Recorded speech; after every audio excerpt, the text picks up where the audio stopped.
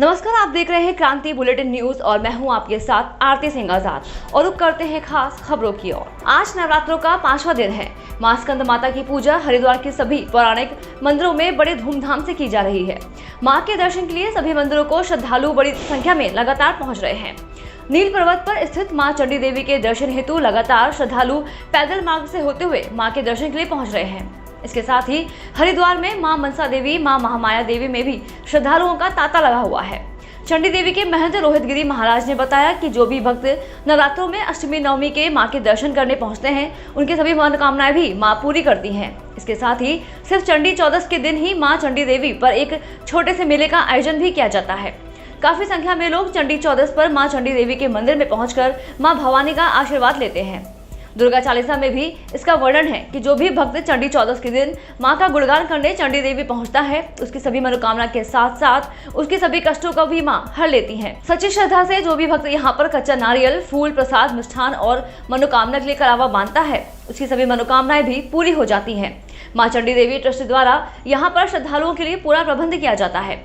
जो लोग बुजुर्ग होते हैं, दिव्यांग होते हैं, जो मंदिर में दर्शन करने के लिए नहीं पहुंच पाते, उनके लिए पालकी व्यवस्था भी ट्रस्ट द्वारा की गई है। आरंभ हो गया आज से प्रथम नवरात्रा है और मां भगवती के कई लोग जो श्रद्धालु हैं दूर दूर से यहाँ पर आते हैं। मां भगवती से मनोकामना करते हैं और मनोकामना में चुन्नी बांधते हैं मां से मनोकामना करके, और जब उनकी वो मनोकामना पूर्ण हो जाती है तो उस चुन्नी को माता को खोल करके माता के चरणों में अर्पण करके, और उसके साथ जो भी वो भेंट अर्पण करना चाहते हो, भेंट और जो भी मन्नत मांगी होती है, जैसे कोई भंडारा करता है, कोई हवन करवाना चाहता है, तो वो लोग आकर करते हैं। और नवरात्रों में इस नील पर्वत का जो महत्व है बहुत ही ज़्यादा बढ़ जाता है।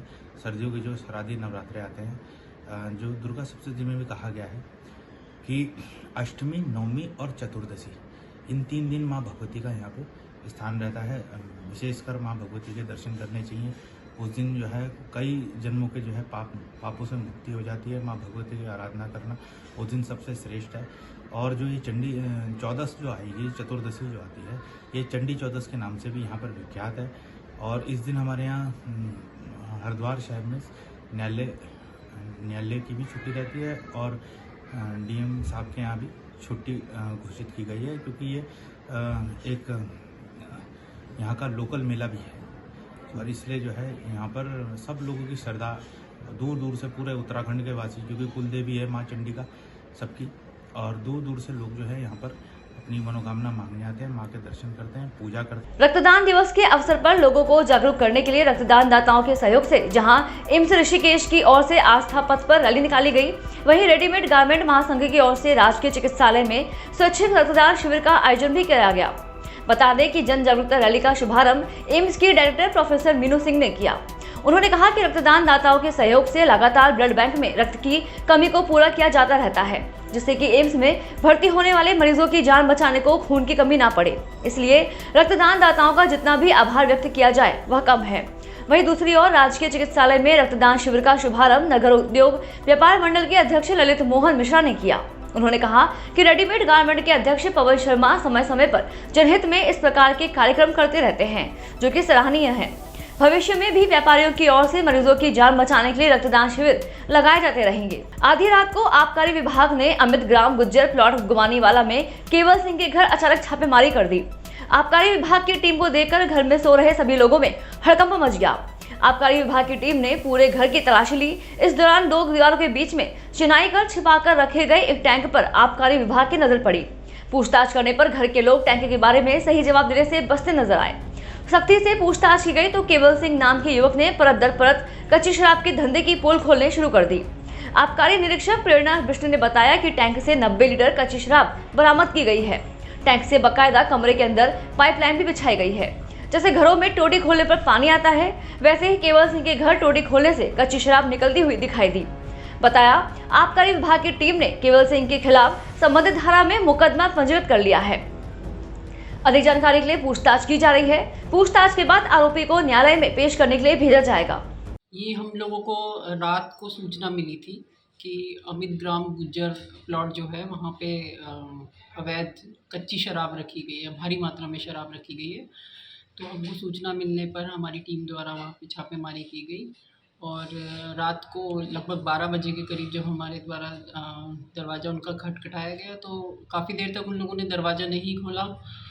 फिर हम लोगों ने जबरन उनसे दरवाज़ा जब खुलवाया तो घर में तलाशी ली। पहले तो कुछ मिला नहीं। स्टार्टिंग में हम लोगों को थोड़ी बहुत जो कच्ची शराब थी पॉलीथीन में उन्होंने पैक करके जो बेचने के लिए बना के रखते हैं पौवे के रूप में, वो हमारे द्वारा बरामद की गई।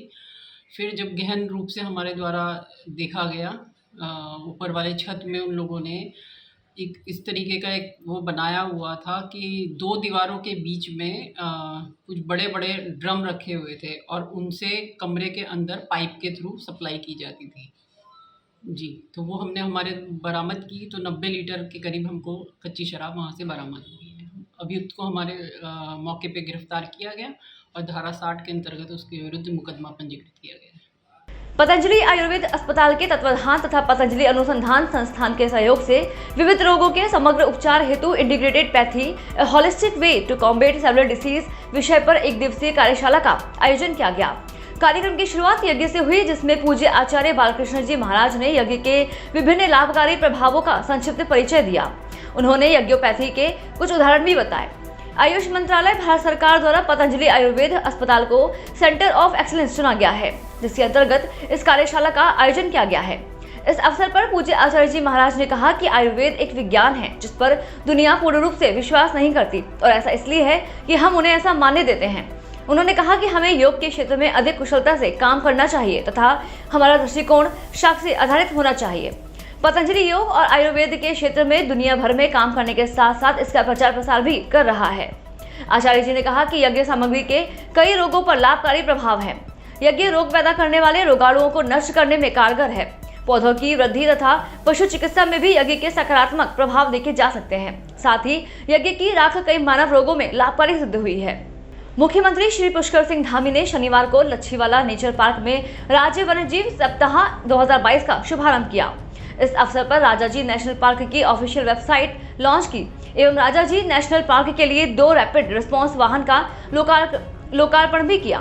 वन्य जीवों से हुई मवेशी एवं फसल क्षति के लिए 16 लोगों को मुआवजा चेक भी मुख्यमंत्री ने प्रदान किए। मुख्यमंत्री ने घोषणा की कि वन विभाग द्वारा शिक्षा विभाग के सहयोग से प्रदेश के विद्यालयों में छात्र छात्राओं के बीच मानव वन्य जीव संघर्ष के निवारण की जानकारी का व्यापक प्रचार प्रसार किया जाएगा। प्रदेश में मानव वन्य जीव संघर्ष निवारण में सकारात्मक सहयोग एवं त्वरित कार्यवाही के लिए 10 संवेदनशील वन प्रभागों में त्वरित कार्यवाही दल का गठन किया जाएगा। 5 स्थानों पर त्वरित कार्यवाही दल का गठन पहले ही किया जा चुका है। भारत सरकार से कॉर्बेट टाइगर रिजर्व की बफर क्षेत्र में गर्जिया पर्यटन जोन को प्रारंभ करने के लिए अनुमति प्रदान हो चुकी है। इसे शीघ्र ही प्रारंभ किया जाएगा। मुख्यमंत्री ने कहा कि प्रधानमंत्री श्री नरेंद्र मोदी जी की प्रेरणा से राज्य में इकोनॉमी और इकोलॉजी में सामंजस्य स्थापित करने के लिए अनेक प्रयास किए जा रहे हैं। आज संपूर्ण विश्व का वन्यजीव संरक्षण जैसे महत्वपूर्ण एवं संवेदनशील मुद्दे पर ध्यान गया। उन्होंने कहा, क्लाइमेट चेंज जैसे गंभीर मुद्दों पर आज विश्व चिंता कर रहा है और इन मुद्दों पर दूरदर्शी सोच के साथ कठोर नीति बनाए जाने की आवश्यकता है। पर्यावरण एवं विकास में संतुलन बनाना बहुत जरूरी है। फिलहाल के लिए इतना ही। खबरों में लगातार बने रहने के लिए देखते रहें क्रांति बुलेटिन न्यूज। नमस्कार।